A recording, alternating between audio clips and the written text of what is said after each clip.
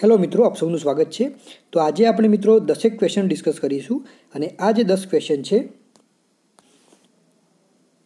એ તમને આગામી state tax inspector કે પછી ડીવાયએસઓ ડેપ્યુટી મામલતદાર કે જીપીએસસી ક્લાસ 1 2ની કોઈ પણ પરીક્ષામાં ખૂબ જ ઉપયોગી નીવડશે। તો જરૂરથી આ વિડીયોમાં સાથે મિત્રો જોડાઈ રહેજો અંત સુધી, તમને ખૂબ જ મજા આવશે। અને જો તમને પસંદ આવે તો તમે મને કમેન્ટ પણ કરી શકો છો અત્યારે કે તમને આ વિડીયો કેવો લાગ્યો, અને જો તમને પસંદ આવશે તો યુટ્યુબ ઉપર આપણે આવા વિડીયો મૂકતા રહીશું। તો ચલો મિત્રો, આજનો સૌપ્રથમ ક્વેશ્ચન જોઈએ। પહેલો ક્વેશ્ચન છે, નીચેના વિધાનો તપાસો અને સાચા વિકલ્પ પસંદ કરો। પહેલું વાક્ય છે, ગુજરાતમાં સલ્તનત કાળમાં બહાદુર શાહનો સમયગાળો સંગીત માટે ખૂબ જ ખરાબ સાબિત થયો હતો। તો પહેલું વાક્ય સાચું કે ખોટું પ્લીઝ તમે કમેન્ટ કરજો મને। બીજું વાક્ય છે, બૈજુ બાવરા મૂળ ચાંપાનેરના હતા, તેમનું મૂળ નામ વૈજનાથ હતું, અને એક લોકવાયકા પ્રમાણે બૈજુ બાવરાએ તાનસેનને હરાવ્યા હતા। તો મિત્રો, આ ત્રણેય વાક્યો જે છે એ ક્યાંક ને ક્યાંક બૈજુ બાવરા સાથે જોડાયેલા છે। તો પ્લીઝ તમે તો પહેલાં મને કમેન્ટ કરજો કે આનો આન્સર શું આવી શકે। અહીંયા ઓપ્શન આપ્યા છે, તો એ ઓપ્શનમાંથી તમે મને કમેન્ટ કરજો શું આન્સર આવી શકે। ઓકે, હવે મિત્રો આપણે એકવાર સોલ્યુશન તરફ આગળ વધીએ, ત્યારબાદ હું તમને આન્સર આપું। તો બૈજુ બાવરાની વાત કરીએ તો બૈજુ બાવરો એક તો મધ્યયુગનો મહાન સંગીતકાર હતો, તે 15મી 16મી સદીના સમયગાળામાં થઈ ગયો, અને એક કઈ શૈલીનો સંગીતકાર હતો તો ધ્રુપદ શૈલીનો એક સંગીતકાર હતો। હવે વાત કરીએ ગ્વાલિયરના રાજા માનસિંહ તોમરની, તો ગ્વાલિયરના રાજા માનસિંહ તોમરના દરબારની અંદર આ બૈજુ બાવરા એ કવિ તરીકે રહી ચૂક્યા છે, રાજકવિ તરીકે રહી ચૂક્યા છે। એમનું મૂળ નામ હતું બૈજનાથ। તો અહીંયા ત્રીજો આપણો ઓપ્શન હતો, એમનું મૂળ નામ બૈજનાથ હતું, બિલકુલ સાચું છે। એમનું મૃત્યુ ચંદેરીમાં થયું હતું, જે અત્યારે મધ્યપ્રદેશમાં પડે છે। ગુરુ હતા સ્વામી રામદાસ। કોણ હતા ગુરુ? સ્વામી રામદાસ। જન્મ સ્થળ હતું ચાંપાનેર ગુજરાત, અને સમાધિ સ્થળ હતું ચંદેરી। ઓકે, તો હવે અહીંયા જોઈએ આપણે, તો સૌપ્રથમ ત્રીજું વાક્ય બિલકુલ સાચું નીકળે છે। લોકવાયકા પ્રમાણે બિરજુ બાવરાએ તાનસેનને હરાવ્યા હતા, સાચી વાત છે। સંગીતની કોમ્પિટિશનની અંદર બિરજુ બાવરાએ તાનસેનને હરાવ્યા હતા। તેમનું મૂળ વતન ચાંપાનેર હતું અને મૂળ નામ બૈજનાથ હતું, તો એ પણ બિલકુલ સાચું છે। અને પહેલું વાક્ય છે કે ગુજરાતમાં સલ્તનતકાળ દરમિયાન બહાદુર શાહનો સમયગાળો સંગીત માટે ખૂબ જ ખરાબ સાબિત થયો, એ ખોટી વાત છે। કેમ કે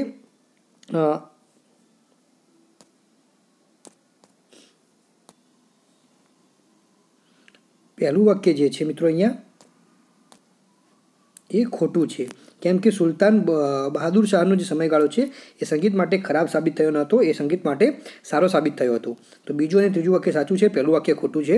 તો અહીંયા આપણો જવાબ થશે માત્ર 2 અને 3। ઓકે, તો ચલો હવે આગળ વધીએ। બીજો આપણો ક્વેશ્ચન છે મિત્રો, નીચેના પૈકી કયું નાટક કાલિદાસ દ્વારા લખવામાં આવ્યું ન હતું? અહીંયા પ્રશ્નમાં શું પૂછ્યું છે મિત્રો? કાલિદાસ દ્વારા લખવામાં આવ્યું ન હતું। તો અહીંયા હવે આપણે વાત કરીએ, માલવિકા અગ્નિમિત્ર એ કાલિદાસ દ્વારા લખેલું છે, જેમાં માલવિકા અને અગ્નિમિત્રની વાર્તા છે। કુમાર સંભવમ એ પણ કાલિદાસ દ્વારા રચિત છે। અભિજ્ઞાન શાકુંતલમ એ પણ કાલિદાસ દ્વારા રચિત છે। પરંતુ જાનકી હરણ, આ જાનકી હરણ કોને લખ્યું હતું? તો કુમારદાસ નામના એક વ્યક્તિ હતા, કુમારદાસ, અને કુમારદાસે જાનકી હરણ લખ્યું હતું, એ કવિ કાલિદાસે લખ્યું ન હતું, અને એટલા માટે અહીંયા આપણો જવાબ થશે ડી। ઓકે, હવે ચલો આગળના ક્વેશ્ચન તરફ આગળ વધીએ। આગળનો ક્વેશ્ચન છે મિત્રો, ભારતીય બંધારણ કઈ તિથિના રોજ તૈયાર થયું હતું? એટલે કે કઈ તિથિના રોજ ભારતીય બંધારણ તૈયાર થયું હતું, એવો અહીંયા પ્રશ્ન પૂછ્યો છે। તમે option A, B, C, D જોઈ શકો છો। પ્લીઝ તમારો આન્સર કમેન્ટ કરજો, 5 સેકન્ડનો સમયગાળો આપું છું, ત્યારબાદ હું એનો આન્સર આપીશ।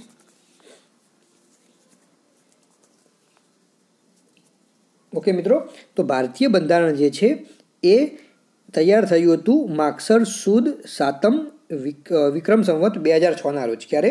માગસર સુદ સાતમ વિક્રમ સંવત 2006ના રોજ। ઓકે, તો બી એ આપણો સાચો જવાબ છે। હવે આગળ વધીએ। ત્યારબાદ આપણો ક્વેશ્ચન છે, નીચેના વિધાનો ચકાસો અને સાચા વિકલ્પ પસંદ કરો। તો મિત્રો, નીચેના વિધાનો ચકાસો અને સાચા વિકલ્પ પસંદ કરો। એમાંથી આ 3 વાક્યો જે છે પબ્લિક એડમિનિસ્ટ્રેશનને લગતા છે। શેના લગતા? Public administration. તો એમાં સૌપ્રથમ વાક્ય શું કહે છે? સૌપ્રથમ વાક્ય છે, અમલદારશાહી આયોજનમાં લોક ભાગીદારીનો અભાવ જોવા મળે છે। અમલદારશાહી આયોજનમાં લોક ભાગીદારીનો અભાવ જોવા મળે છે। તો આ જે વાક્ય મિત્રો છે એ બિલકુલ સાચું છે, એકદમ સાચું છે। અમલદારશાહી જે આયોજન છે, બ્યુરોક્રેસીનું જે આયોજન છે, એમાં તમને લોક ભાગીદારીનો અભાવ જોવા મળે છે, કેમ કે લોકોનો એમાં પ્રતિભાવ જાણવાનો પ્રયત્ન કરવામાં આવતો નથી, લોકોની સેન્સ લેવાતી નથી। બીજું વાક્ય શું છે? વિકેન્દ્રિત આયોજનમાં વસ્તુ અને સેવાની કિંમત બજાર તંત્ર નક્કી કરે છે। તો આ વાક્ય પણ બિલકુલ સાચું છે। વિકેન્દ્રિત આયોજન એટલે શું? ડિસેન્ટ્રલાઇઝ્ડ પ્લાનિંગની વાત છે, અને એની અંદર વસ્તુ અને સેવા જે છે એની કિંમત બજાર ઉપર છોડી દેવામાં આવે છે. કોઈ વ્યક્તિ એની ઉપર કંટ્રોલ રાખતું નથી, સરકાર કંટ્રોલ રાખતી નથી, કોઈ એજન્સી કંટ્રોલ રાખતી નથી. એ બજારમાં જે પ્રકારની સિચ્યુએશન્સ ઘડાય છે એના આધારે આ વિકેન્દ્રિત આયોજનની અંદર વસ્તુ અને સેવાનો ભાવ નક્કી થાય છે. હવે વાત કરીએ ત્રીજું વાક્ય. તો ત્રીજું વાક્ય છે નિર્દેશાત્મક આયોજનમાં વપરાશ અને ઉત્પાદનની સ્વતંત્રતા રહેતી નથી. તો આ વાક્ય ખોટું છે. વપરાશ અને ઉત્પાદનની સ્વતંત્રતા રહે છે.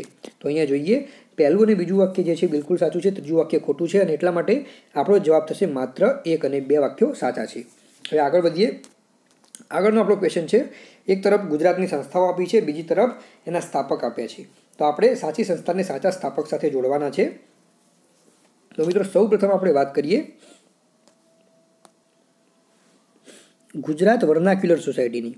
તો ગુજરાત વર્નાક્યુલર સોસાયટી આપણા સૌને ખ્યાલ છે ફાર્બસ સાહેબે એની રચના કરી હતી. કોને? ફાર્બસ સાહેબે.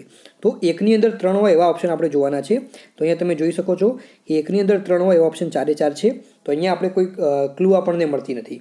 ત્યારબાદ મિત્રો વાત કરીએ તો બુદ્ધિવર્ધક સભા. તો બુદ્ધિવર્ધક સભા જે છે એની રચના કરી હતી કવિ નર્મદે. કોને કરી હતી? બુદ્ધિવર્ધક સભાની રચના કવિ નર્મદે કરી હતી.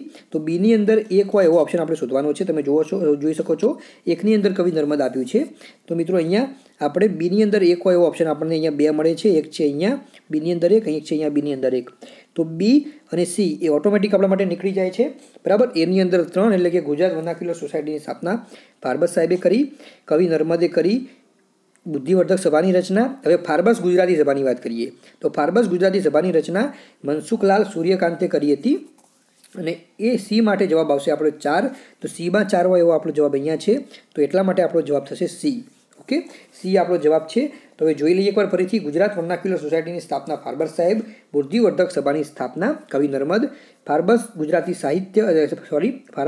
સભાની રચના મનસુખરામ સૂર્યરામ ત્રિપાઠી, અને સાહિત્ય સંસદની રચના કનૈયાલાલ મુનશીએ કરી છે. તો આ પ્રમાણે આપણા જવાબ છે મિત્રો. આગળ વધીએ. અહીંયા મેં તમને સોલ્યુશન પણ આપ્યું છે. ગુજરાત વર્નાક્યુલર સોસાયટી, ફાર્બસ, બુદ્ધિવર્ધક સભા કવિ નર્મદ, ફાર્બસ ગુજરાતી સભા મનસુખરામ સૂર્યરામ ત્રિપાઠી, અને સાહિત્ય સંસદ તો કનૈયાલાલ મુનશી. હવે આગળ વધીએ.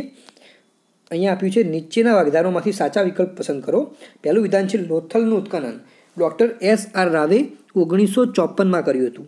તો આ વાક્ય બિલકુલ સાચું છે. લોથલ જે છે ગુજરાતની પુરાતત્વીય સાઇટ છે, અને એનું ઉદ્ઘાટન કોને કર્યું હતું? S.R. રાવે.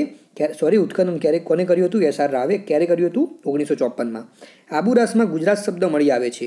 તો આબુરાસની અંદર ગુજરાત શબ્દ સૌપ્રથમ વખત મળી આવે છે. ગુજરાત શબ્દનો સૌપ્રથમ ઉલ્લેખ આબુરાસમાં મળી આવે છે. એ પણ સાચું છે. ત્રીજું વાક્ય છે બૌદ્ધ સમુદાયના ઉપાસના સ્થળને ઉપાશ્રય કહેવામાં આવે છે, જે ખોટું છે મિત્રો. બૌદ્ધ સમુદાય સાથે 2 સ્થળ જોડાયેલા છે.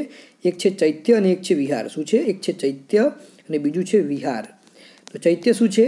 તો જ્યાં બૌદ્ધ સાધુઓ પૂજા અર્ચના માટે મળતા હતા એ છે ચૈત્ય, અને વિહાર તો બૌદ્ધ સાધુઓનું આશ્રય સ્થળ હતું. તો મિત્રો અહીંયા પૂછ્યું છે બૌદ્ધ સમુદાયના ઉપાસના સ્થળને શું કહે છે? તો જવાબ આવશે ચૈત્ય. ઓકે, ઉપાશ્રય નહીં આવશે, જવાબ આવશે ચૈત્ય. તો ત્રીજું વાક્ય ખોટું છે, પહેલું ને બીજું સાચું છે. અહીંયા આપણને સાચો વિકલ્પ પૂછ્યો છે તો માત્ર 1 અને 2. તો આપણો જવાબ થશે ડી. ઓકે, હવે આગળ વધીએ. 8મો ક્વેશ્ચન આજનો જોઈએ આપણે.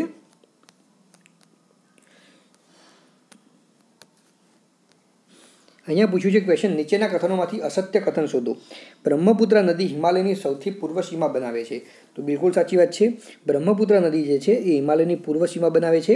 બ્રહ્મપુત્ર નદી આ રીતે વહેતી અહીંયાથી પડે છે, અને આ જગ્યાએ મિત્રો હિમાલય પૂરો થાય છે, અને હિમાલયથી એ વળી અને ત્યારબાદ દક્ષિણ તરફ ગતિ કરે છે. તો યાદ રાખજો, બ્રહ્મપુત્ર નદી જે છે એ હિમાલયની પૂર્વ સીમા બનાવે છે.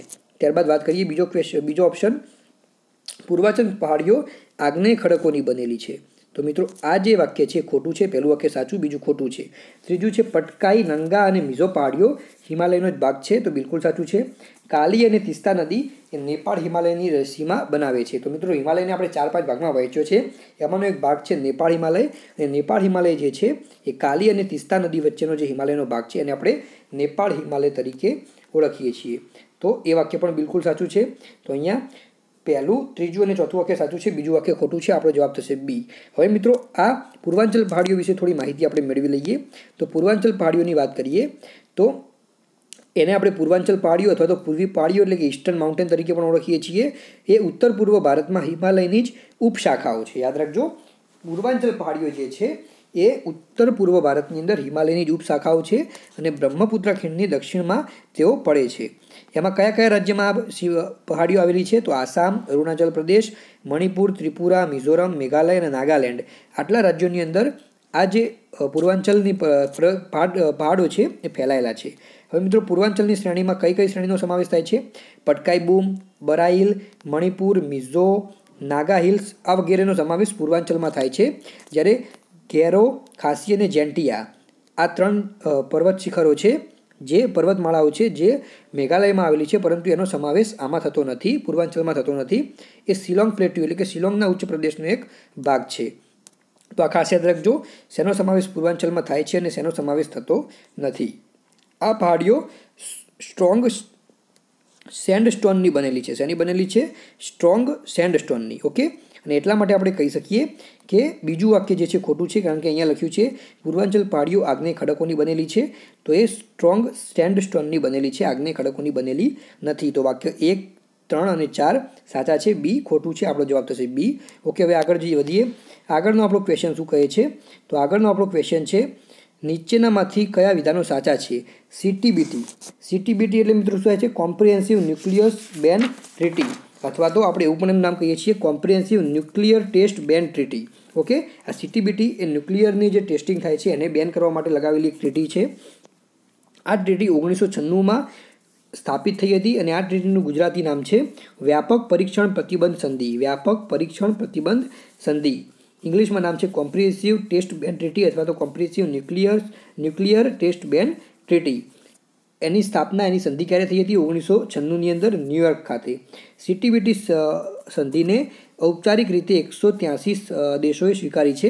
મિત્રો અહીંયા 183 નહીં, પરંતુ 184 દેશોએ સ્વીકારી છે. કેટલા? 184 દેશોએ.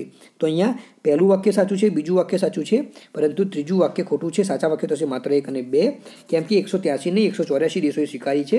તમે ગૂગલમાં સર્ચ કરશો તો પણ તમને 184 શબ્દો મળશે. ત્યારબાદ આજનો સૌથી છેલ્લો 10મો ક્વેશ્ચન છે. નીચેના વિધાનો ચકાસો અને સાચો વિકલ્પ પસંદ કરો. પહેલું વાક્ય છે કાલીબંગન નામે નગર રાજસ્થાનમાં મળેલું છે.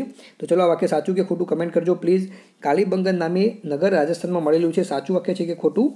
અને બીજું વાક્ય છે લોથલ ગુજરાતના વઢવાણ ભોગાવના કિનારે આવેલું છે. તો બીજું વાક્ય પણ સાચું છે કે ખોટું પ્લીઝ કમેન્ટ કરજો. ઓકે, હવે તમને જવાબ કહું તો કાલીબંગન નામનું નગર છે, જેનો મતલબ થાય છે કાળી બંગડીઓ, અને રાજસ્થાનમાં આવેલું છે. બિલકુલ સાચું છે. તો પહેલું વાક્ય સાચું છે. બીજું વાક્ય ખોટું છે. લોથલ ગુજરાતમાં વઢવાણ ભોગાવના કિનારે નહીં, પરંતુ લીંબડી ભોગાવના કિનારે આવેલી છે. સાબરમતી અને ભોગાવ નદીના કિનારે આવેલું નગર છે. તો મિત્રો અહીંયા પહેલું વાક્ય સાચું છે, બીજું વાક્ય ખોટું છે. તો યાદ રાખજો, જવાબ થશે આપણો માત્ર 1 સાચું. તો આ સાથે આજના 10 ક્વેશ્ચન્સ પૂરા થયા. તો મિત્રો આ કેવું લાગ્યું અને તમને મારો આ લાઈવ લેસન્સનો આઈડિયા કેવો લાગ્યો પ્લીઝ કમેન્ટ કરજો. જય હિન્દ.